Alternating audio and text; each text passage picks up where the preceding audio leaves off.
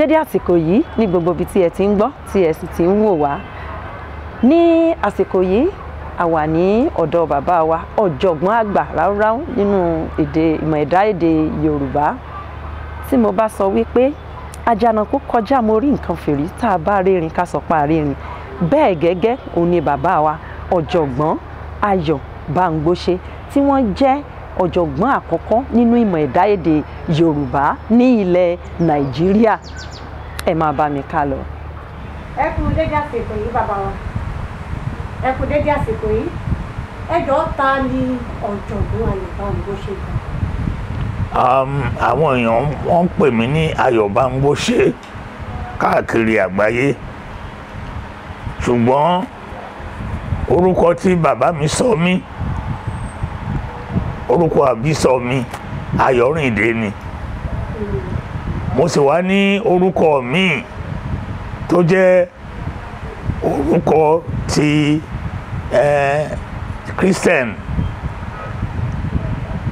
tí wọ́n fún mi. Bàbá mi àlùfáà ni, ńṣe ló máa ń ṣí bíbélì kó tó mú orúkọ jáde. Ó ṣí bíbélì, ọmọ tí wọ́n bí ṣáájú mi ó fún lórúkọ ìsàmì Timothy. Gbà tí wọ́n bí èmi ó wá mú bíbélì ó ṣí, èyí tó tẹ̀lé Titus ló bá fún mi lórúkọ yẹn. Torí ẹ̀ Titus Ayọ̀rìndé Bámgbóṣé ni orúkọ mi gangan, ṣùgbọ́n ní gbogbo àgbáyé Ayọ̀ Bámgbóṣé ni wọ́n mọ̀ mí sí. Mi ìbínú sí o. Ẹ ṣeun púpọ̀. Ọdún wo wá ní ẹ dé ayé?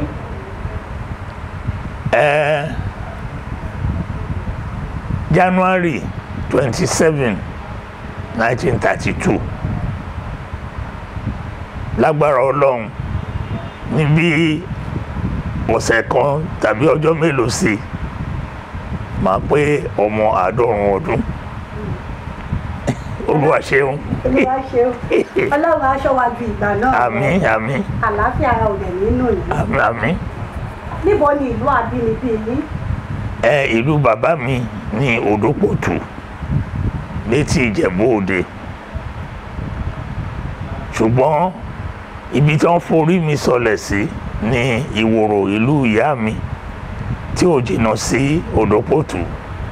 Ìdí tí wọ́n dẹ̀ fi ṣe bẹ́ẹ̀ ni pé àwọn ọmọ tó ń bí ṣáájú mi yàtọ̀ sí tí mo bá láyé tó dẹ̀ kú, ńṣe ni wọ́n ń kú.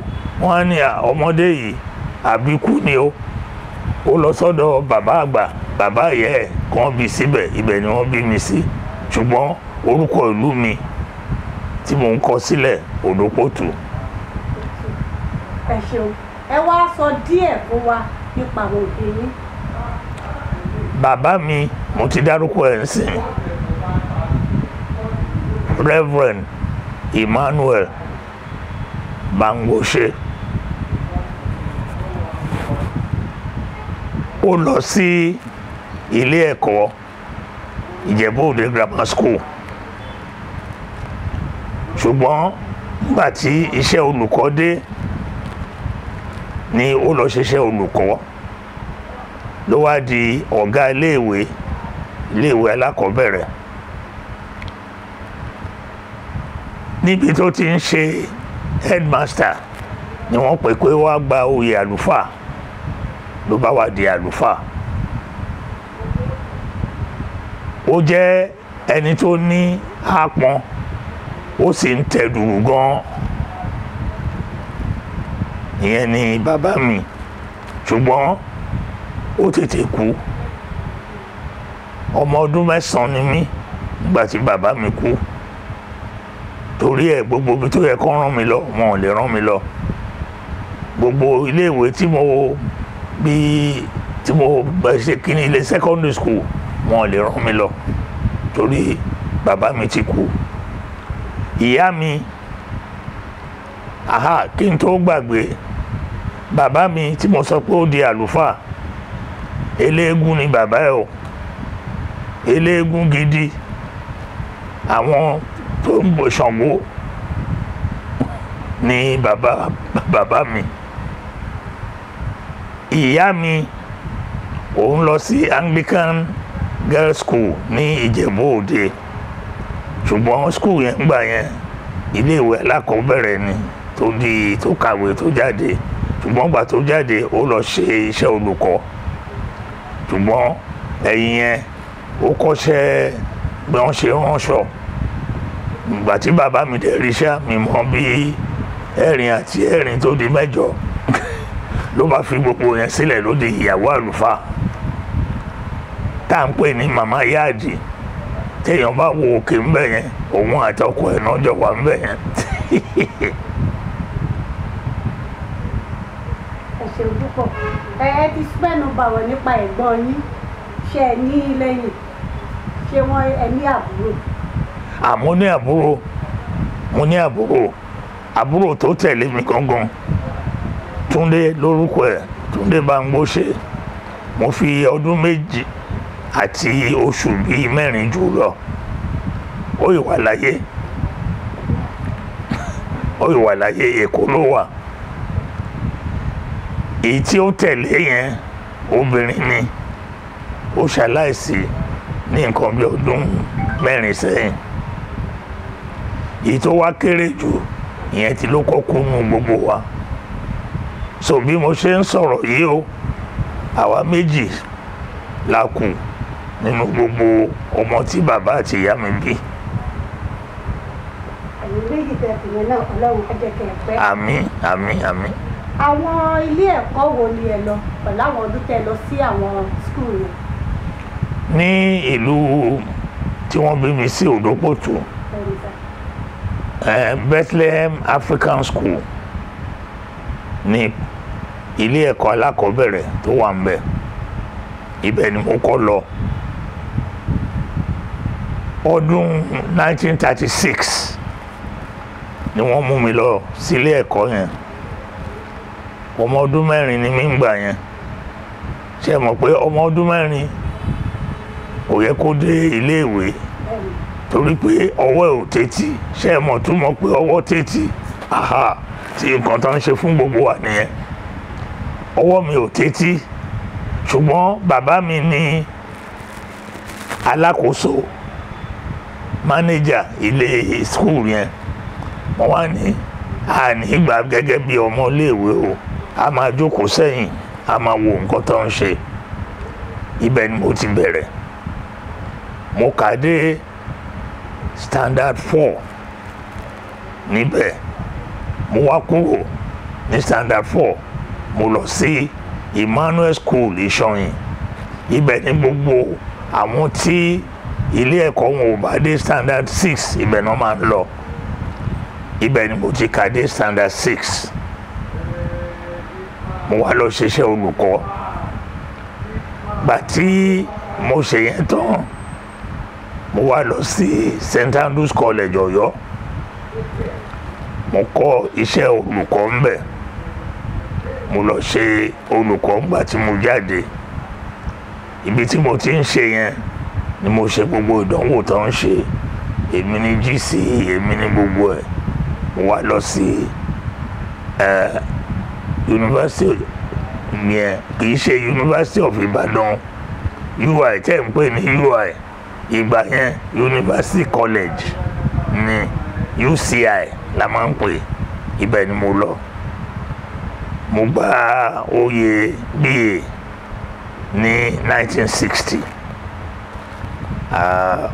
BA tá a gbà kì í ṣe ti Ìbàdàn, ti London, torí pé London ló ń ṣe alábòjútó wa ń gbà yẹn.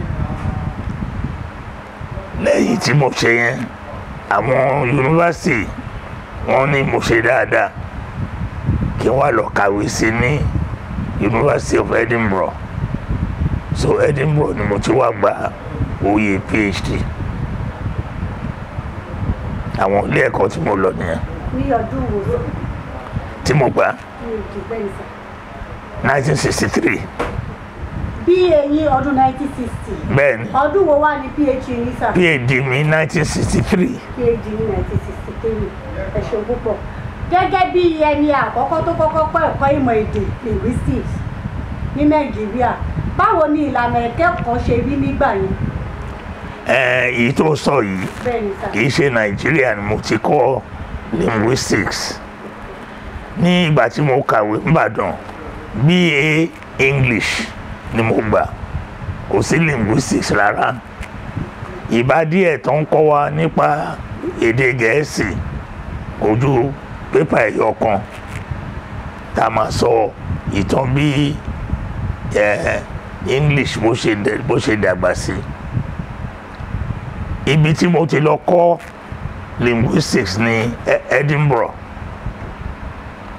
University.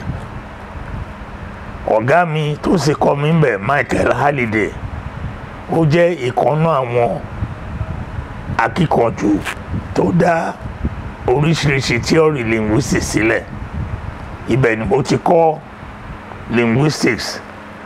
Ohun kan tó sì dá ń gbà yẹn ni pé gbogbo wa wá káàkiri. Àwọn tó wá láti India wọ́n wà ńbẹ̀, àwọn tó wá láti Amẹ́ríkà wọ́n wà ńbẹ̀, gbogbo wa à ń kọ́ ẹ̀kọ́ linguistics. Gbà tí olùkọ́ mi Dr. Brosnaham tó ń kọ́ wa ní English language ní Nàìjíríà tó wá wò mí ní Edinburgh, ó wá ní Ayọ̀, ó máa ti mọ̀wé jù mí lọ. Ìwọ ló ń sọ̀rọ̀ linguistics báyìí, ó yà mí lẹ́nu. So mo kọ́ dáadáa ńgbà yẹn, ó sì dáa. Ẹ ṣeun púpọ̀. Àwọn ibo wa lẹ ti ṣiṣẹ́?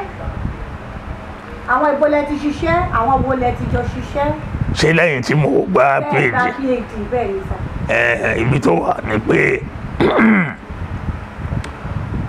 gbà tó jẹ́ yunifásitì ló rán mi lọ.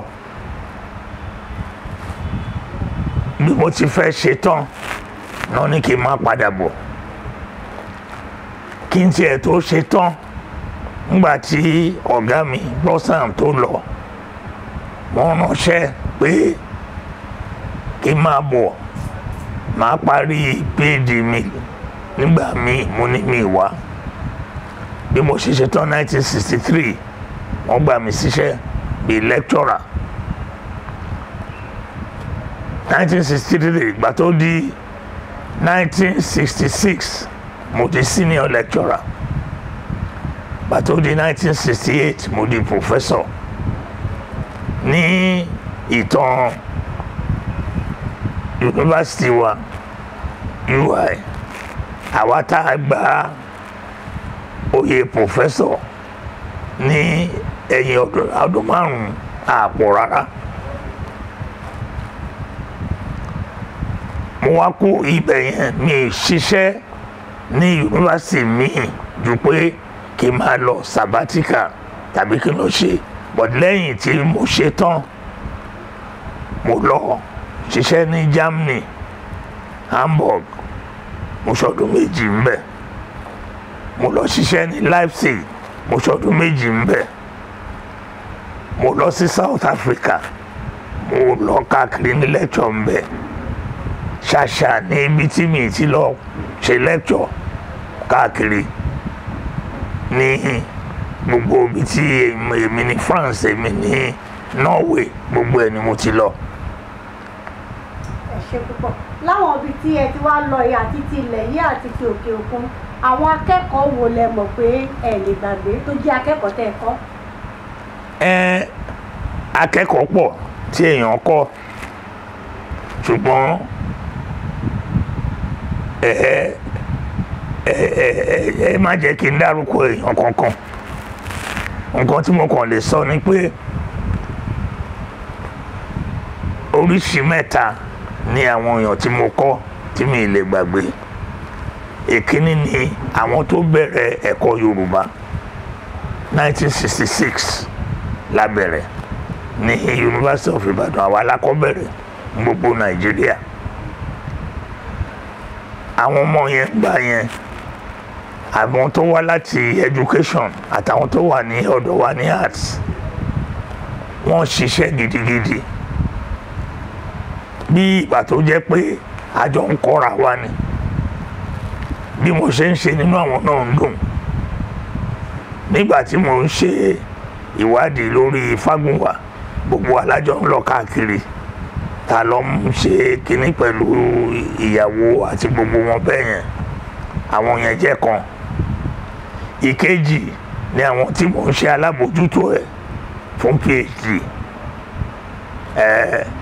Àkọ́kọ́ láwọn tí mo ṣe òun ni Professor Látúnjí tó kú lẹ́nu ọjọ́ mẹ́ta yìí. Òun ni first PhD tí mo ṣe alábòójútó ẹ̀, supervisor. Lẹ́yìn ẹ̀ ọ̀pọ̀lọpọ̀ wà.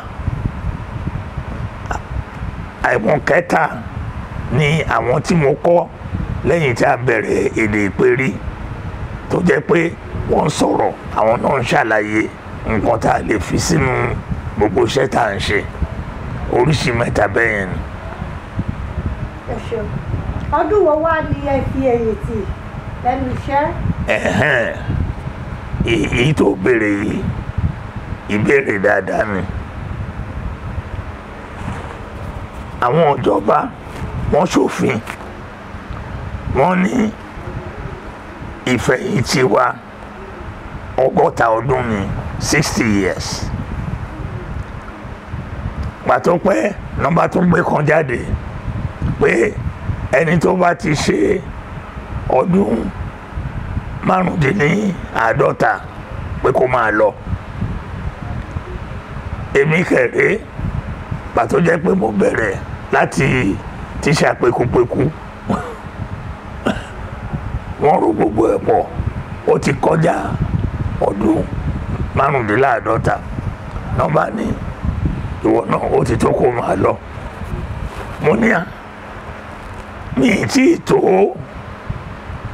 60 ọdún, 62 ni mo jẹ́. Wọ́n ní a kò ṣe kankan. Ìyẹn 1990 ni mo bá fi iṣẹ́ sílẹ̀.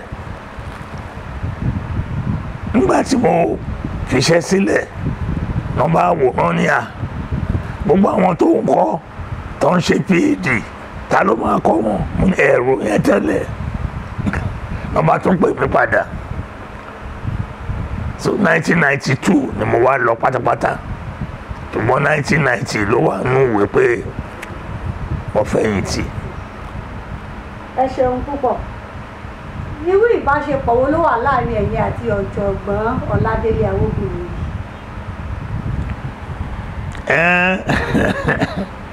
Gbogbo àwọn ọmọ tá a kọ́ ni wọ́n máa ń rò pé ọ̀tá ni wá, gbàjọ́ máa ń jà. Kò sì rí bẹ́ẹ̀, wọn ò mọ̀ pé kò rí bẹ́ẹ̀.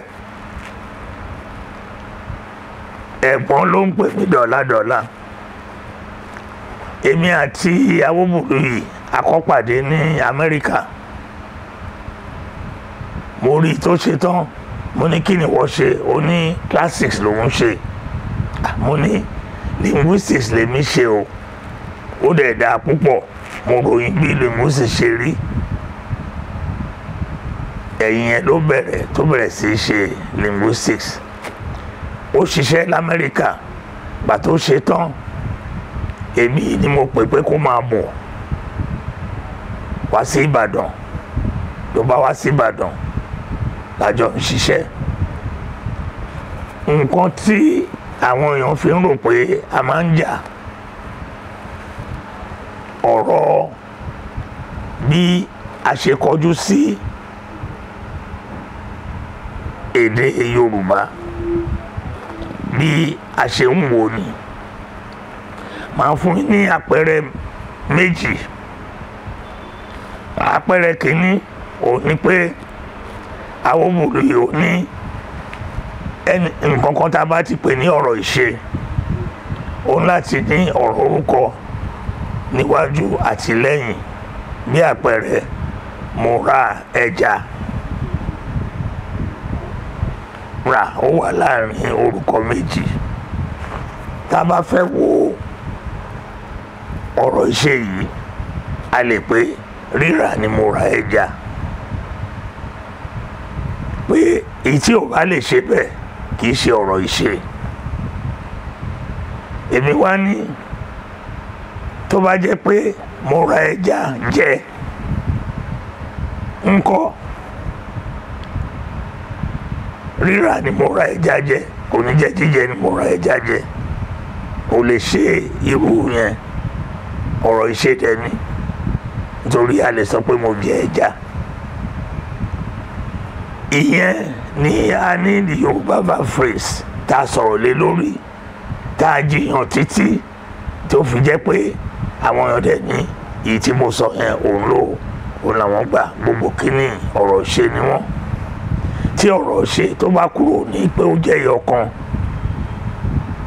dandan ni pé kó má lè ní gbogbo ìwà tí ọ̀rọ̀ ṣe tó máa ń ní. Ìkejì òun ni kí n sọ pé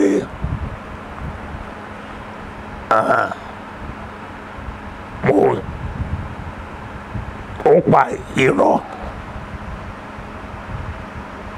tí fáwẹ̀lì tó bá wà ń bẹ̀ tó bá jẹ́ pé ó yọ kúrò, a lè ní ó parọ́, ó purọ́. Àwọn òbòlù yìí ní tí a bá sọ pé ó purọ́ pé ìyọ́pọ̀ ni ó ṣẹlẹ̀ láàrin A àti I, èmi dẹ̀ ni kò lè jẹ́ bẹ́ẹ̀, pé ó pa irọ́, ó pa irọ́. Àwọn ẹ̀dá èdè kan wà tó jẹ́ pé ibi tí wọ́n ti ń sọ irọ́ làwọn ẹlòmíín sọ wúrọ́, pé wúrọ́ tán wí yẹn fáwẹ̀lì tó wà ní wú yẹn òun ló wà ń bẹ̀, pé kì í ṣe pé mo yọ̀pọ̀ èyí tó wà nú ẹ̀dá èdè tó ní wúrọ́ òun ní òpópónà wà. Irú yẹn tí wọ́n bá gbọ́ wọn ni wọ́n ń jà ní, a sì jà. Kí n wá sọ mo lọ ṣe àbẹ̀wò fún àwọn tó ń ṣèdánwò external examiner. Gbogbo wọn á sọ pé kìíní sọ báyìí ni ọ̀gá wọn òun ló. Mo wá sọ fún wọn pé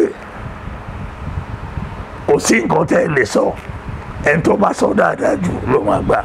Ẹ bá sọ pé Bámgbóṣó mọ̀ sọ, mo máa fún yín ní mark. À ń ṣọ̀tá rárá o. Ìgbà gbogbo ó sẹ́ndì WhatsApp sí mi níbi ìjẹta. Ẹ ṣeun púpọ̀. Mo béèrè béèrè náà lọ́wọ́ wọn nígbà tí mo lọ sọ́dọ̀ wọn. Ọ̀rọ̀ yóò dẹ̀ yàtọ̀ síra wọn. Báwọn náà ṣe, kódà wọ́n sọ fún mi pé lọ́jọ́ tí mo wá yẹn páwọn bá yín sọ̀rọ̀ láàárọ̀ ọjọ́ yẹn. Bẹ́ẹ̀ni. Mo wá dùn láti mọ̀, ìyá kan fẹ́ torí àwọn tí wọ́n wà níta tí wọ́n fẹ́ mọ̀. Bẹ́ẹ̀ni. Ló jẹ́ kí n tún béèrè ìbéèrè fún. Ẹ ṣe púpọ̀ sà. Ǹjẹ́ ẹ lè sọ díẹ̀ lára àwọn iṣẹ́ tí ẹ ti ṣe lórí ìmúdúró èdè Yorùbá? Wọ́n lọ́n fún mi láǹfààní pé mi ní ẹnì kìíní tó lo èdè Yorùbá tó sì ṣe ìwádìí púpọ̀ lórí ẹ̀. Èkíní tí mo ṣe ni pé 1965 àkọ́tọ̀ Yorùbá tó jẹ́ pé olúkúlùkù ọkọ̀ bó ṣe wù mo kọjú sí yẹn. Mo bá àwọn ẹgbẹ́ tó wà ń pa Yorùbá, mo bá wọn sọ̀rọ̀. Mo sì kọ ìwé kan, Yorùbá orthography, tí mo gbé jáde. Ìwé yẹn òun ló jẹ́ kí ìjọba kó sọ pé ẹ jẹ́ ká tún kìíní ìyẹ̀wò. Ó tó dìgbà yẹn 1875 láti bẹ̀rẹ̀ sí lo àkọ́tọ̀ yìí. 1875 1965 lẹ́rìí pé ó jìn. Gbàtí ìjọba dẹ̀ gbé ìgbìmọ̀ yìí kalẹ̀, èmi ni mo jẹ́ bí akọ̀wé wọn. Àwa ṣe gbogbo ẹ̀ àgbéjáde. Ìjọba ní ohun rẹ̀, ṣùgbọ́n wọn ò lò ó. Ṣùgbọ́n àwọn tí a kọ́ jáde láti yunifásitì náwọn tèmi kọ́ tán wà ní ẹgbẹ́ akọ́mọlédè àwọn ló bẹ̀rẹ̀ sí sọ pé a gbọ́dọ̀ lo kíní lè ní sìn gbogbo nǹkan tí wọ́n ṣe nípa àkọ́tọ̀ Yorùbá èmi ni mo bẹ̀rẹ̀ ìyẹn jẹ́ kan. Ìkejì òun ni grammar Yorùbá ìwé mi lórí a grammar of Yorùbá ó wà ń bẹ̀ short Yorùbá grammar ó wà ń bẹ̀ phonology grammar àti phonology Yorùbá ó wà ń bẹ̀. Irú àwọn yẹn ni iṣẹ́ kejì tí mo ṣe. Ìkẹta ni èdè ìpèrí meta language tó jẹ́ pé èdè yà lè ọ̀rọ̀ ìpèrí kan ní Ìlọrin ìmí àlò nífẹ̀ẹ́ ìmí àlò lẹ́kọ̀ọ́ àwa péjọ àtún gbogbo ẹ̀ ṣe. Èmi ni mo gbé kíní yẹn jáde mojú lóòtú ìwé tá a kọ gbé jáde Yorùbá meta language èdè ìpèrí Yorùbá. Ìkẹrin òun ni iṣẹ́ tí mo ṣe lórí Fágúnwà. Èmi ni mo kọ́kọ́ ìwé tó jẹ́ ìwé lórí Fágúnwà kí wọ́n tó kọ́ mi kò ju bí ọdún 4 sẹ́yìn láti 1974 tí mo ti kọ́ the novels of the Fágúnwà àwọn nǹkan tí mo ṣe nìyẹn. Kí wàá ní ìmọ̀ràn tí ẹ ní fún àwọn ènìyàn àwùjọ Yorùbá lákòókò yìí? Ṣé mọ̀ pé nǹkan ti yàtọ̀ sí bó ṣe wà ní ìgbà yẹn? Kí ni ìmọ̀ràn àgbà tí ẹ ní fún àwùjọ wa lásìkò yìí? Nǹkan tó ṣe pàtàkì fún àwọn òbí ni pé wọ́n máa rò pé tí wọ́n bá kọ́ ọmọ wọn tó ń sọ Yorùbá sí wọn lé pé nǹkan tí ò dáa ni. Ó tí ọ̀pọ̀lọpọ̀ ń rò nìyẹn. Tí ọmọ bá tètè gbọ́ fòtófòtó èèbó pé tó bá dé á tètè lọ síwájú kò rí bẹ́ẹ̀ rárá. Ọmọ tó máa ṣe dáadáa á ṣe dáadáa tó bá ti mọ Yorùbá sọ tó mọ̀ ọ́ lò pàtó bá máa kọ́ òyìnbó á rọrùn fún un. Ọ̀pọ̀lọpọ̀ àwọn òbí ni ò fẹ́ kọ́ ọmọ wọn kọ́ Yorùbá rárá kò sí dáa bẹ́ẹ̀. Ìyẹn ni pàtàkì nǹkan tí mo fẹ́ sọ. Ìkejì ni pé wọ́n jẹ́ kí ìwé wà tí ìwé Yorùbá tí àwọn ọmọ lè máa kà. Wọ́n mú eré Nollywood tó ń ṣeré Yorùbá irú yẹn ẹ jẹ́ káwọn ọmọ náà máa ṣerú ẹ̀. Àwọn kan wà ń sìn tó fẹ́ máa sọ ìtàn Ìjàpá tó máa wà fún àwọn ọmọdé irú yẹn ò jẹ́ nǹkan tó dáa. Àwọn aṣòfin wa ó yẹ káwọn náà bẹ̀rẹ̀ sí lo Yorùbá ní House of Assembly. Ẹ ṣeun púpọ̀, inú wa dùn púpọ̀ láti bá yín lálejò, a sì dúpẹ́ pé ẹ tẹ́wọ́ gbà wá. Ẹ jọ fún àwọn tí wọ́n wò wá ẹ bá wa dárúkọ yín lẹ́ẹ̀kan sí ká tó máa lọ. Èmi orúkọ mi ní Ayọ̀ Bámgbóṣé. University of Ibadan ni mo ti fẹ̀yìntì. Kí n tó fẹ̀yìntì wọ́n sọ mí di emeritus, so mo pè mí emeritus professor Ayọ̀ Bámgbóṣé. Ẹ ṣeun púpọ̀.